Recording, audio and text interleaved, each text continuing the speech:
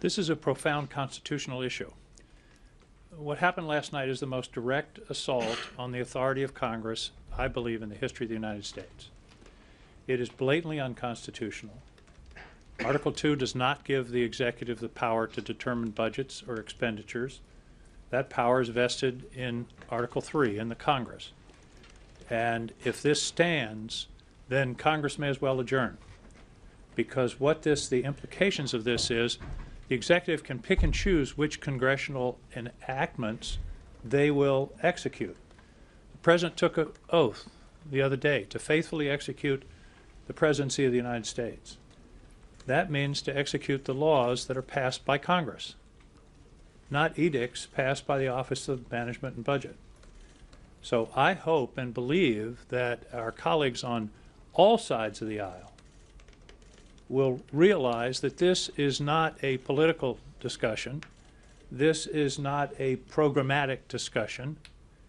This is an institutional discussion that goes to the viability and authority and expertise and work that's based upon Article 3 of the Constitution.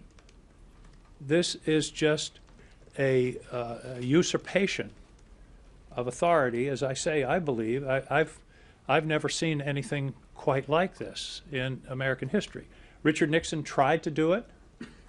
The Congress passed a specific statute, which has been the concept, the basis of which has been upheld by the Supreme Court in Train versus New York.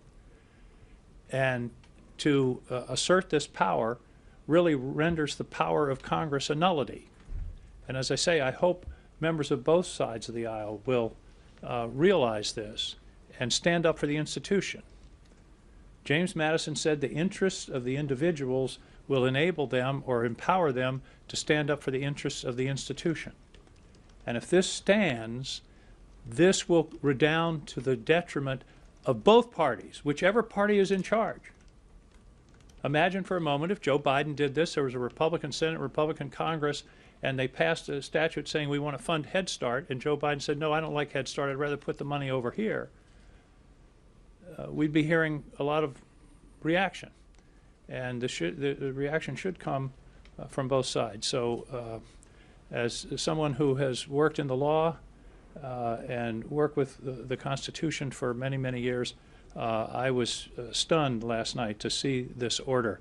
I thought first it was a production of The Onion because it's so grossly, blatantly unconstitutional and threatening to the foundation of the separation of powers under the Constitution. Thanks, Madam Chairman.